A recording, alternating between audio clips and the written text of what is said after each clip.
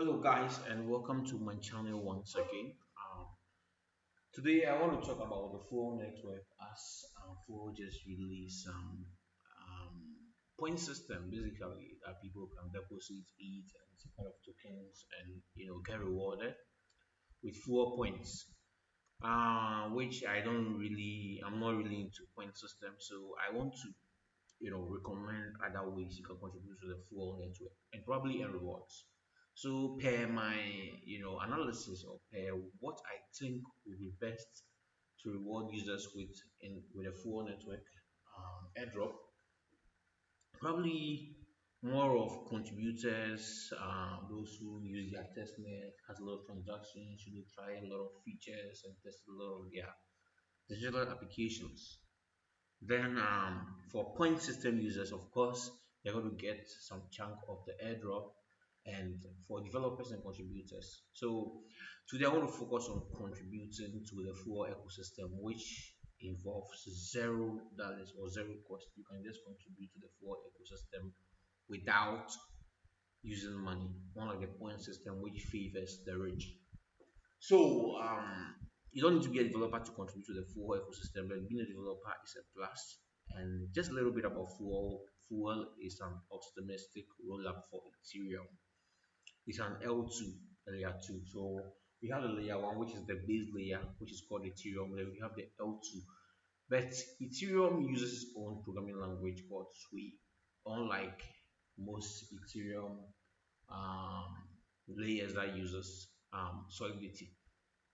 So Sway was created by the Full Network, and one way to contribute to the Full Network is contributing to Sway, like the way Stacknet uses Cairo.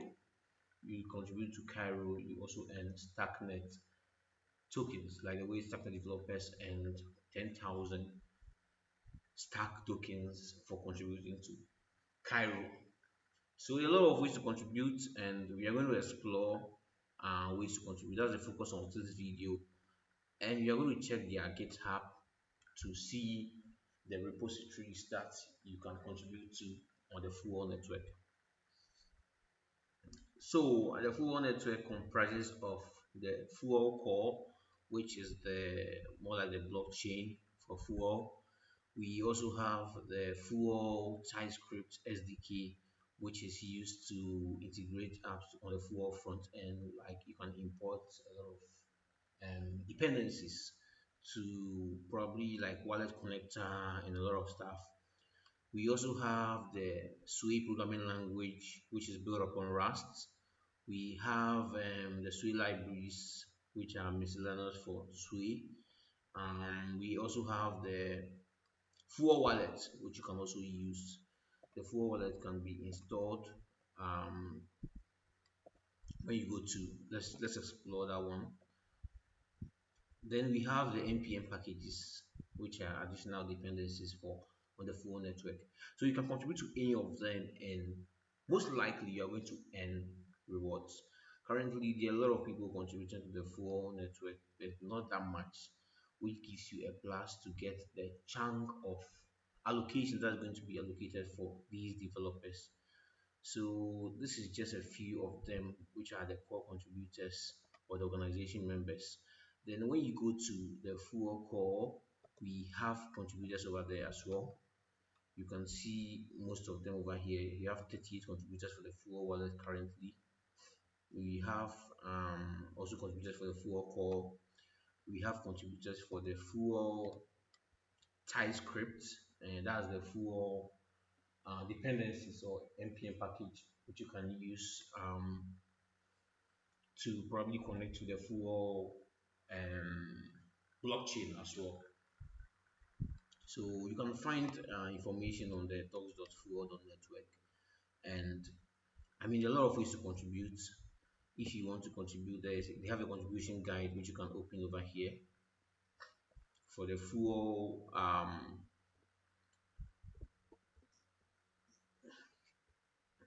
library. Full TS is a library for interacting with the full version 2.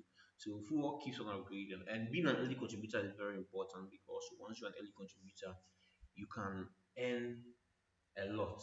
I mean, early contributors definitely are able to detect a lot of early issues. As development keeps on going and app new version keeps coming, they keep on fixing issues and minor issues. Then for major issues, it becomes a full version, like version 1, version 2, version 3, version 3.01.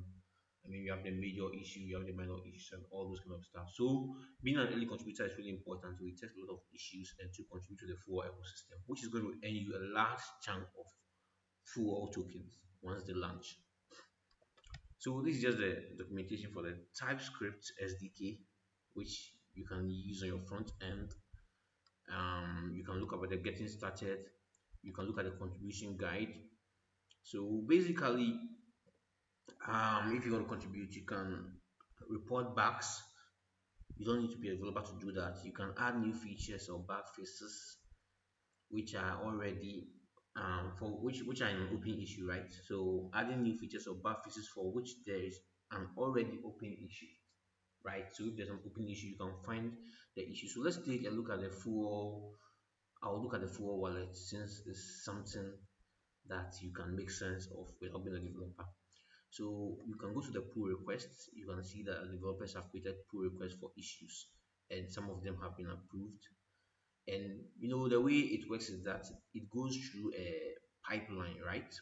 A CI/CD pipeline before it actually passes that CI/CD pipeline, then it's approved. Okay, so we can see that there are bugs that have been reported, like transaction history, which was opened by someone. I mean, some of the bugs might not even be probably approved, as a correct bug. So there are guidelines to follow when you are, making issues and you're making pull requests as well, which I'm going to show you. So basically, let me go to the full wallet and the code itself so that we go through the documentation on a step-by-step guide on how to contribute to the full wallet. In my other video, you see that how I contributed to the full TypeScript SDK. I mean, I'll show you the full process. So basically, if you want to get a good overview, you can have to download the local blockchain or the local node, and you connect to it and start exploring.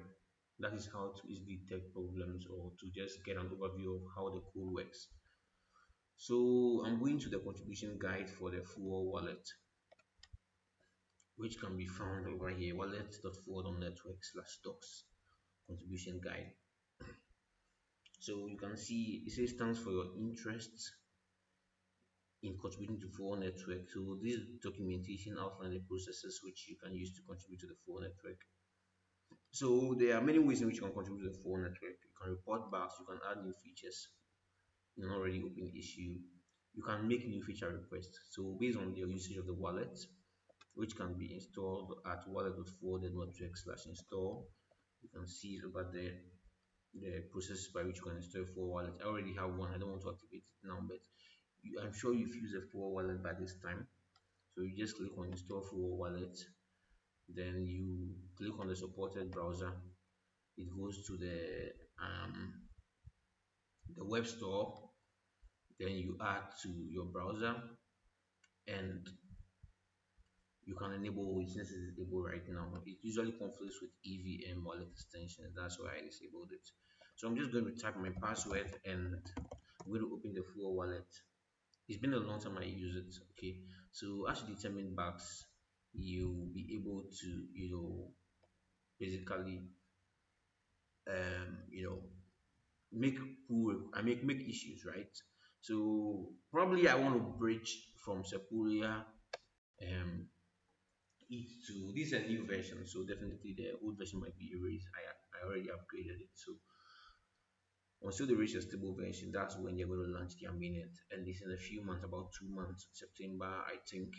So basically, you're going to test the full wallet by using decentralized applications, just trying to explore, send and receive funds, sign transactions. You know what you can do with wallet, right? So that's basically it. Um, Once you are done with it, you can report issues by opening new issues. You can make pull requests for developer by checking already existing issues in the by the issue side. and creating requests. So when you look at the contribution guide, right, it has to follow some guidelines. It has to make sure that you have to make sure that you are following their guidelines. So make sure what you want to contribute already travels an issue. Okay.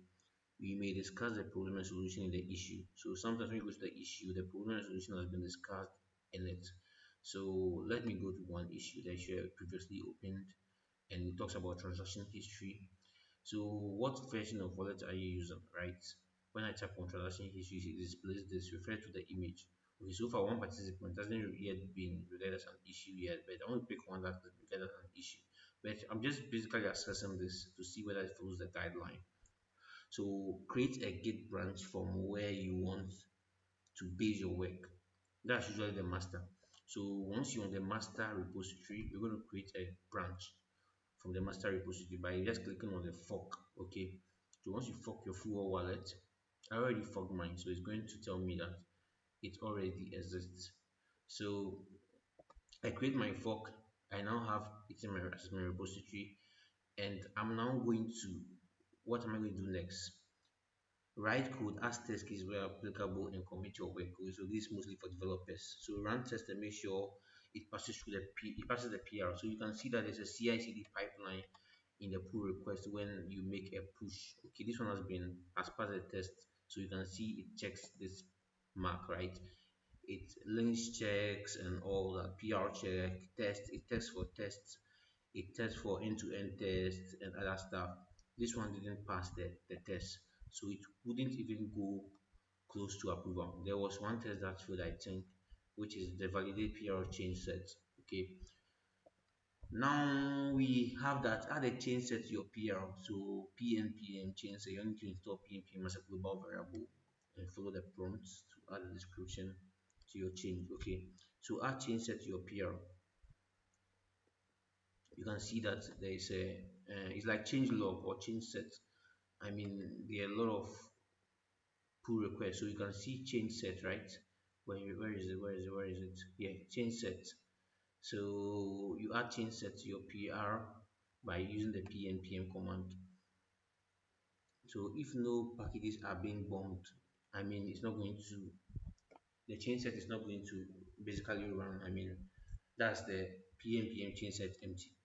So if the PR contains any breaking changes, add breaking label to your PR. Okay, so if the change will break the code, you need to add breaking label to it. So push your changes to a branch in your fork of the repository and submit the pull request. So the changes have to be in your repository. Okay, so you can use one of the following tags for your PR. So if it's a fix, you can apply a bug fix to it. If it's a feature, you can apply a fit commit to it. If it's other changes that don't modify the source or test file, use a chore. Then we have docs, documentation only changes. So if you are making requests for the changes, so let's look at this PR right now. We can see that what was his commit message? He added what? RB slash fix adjust for set URL. So this is commit message. Let's go to the main branch and look at some of the commit messages people have used over there. It's taking a long time to load. Okay,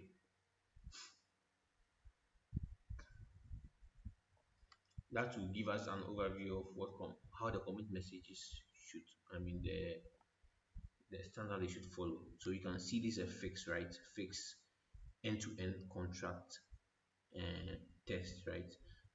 So the recent change they added failed. So this is a feature, front-end project setup. You can see. So you can use all this stuff depending on whatever you are trying to make the pull request for. And if you want to revert a previous commit, you use the revert feature. So make sure to mention the issue which is created as step one in the commit message.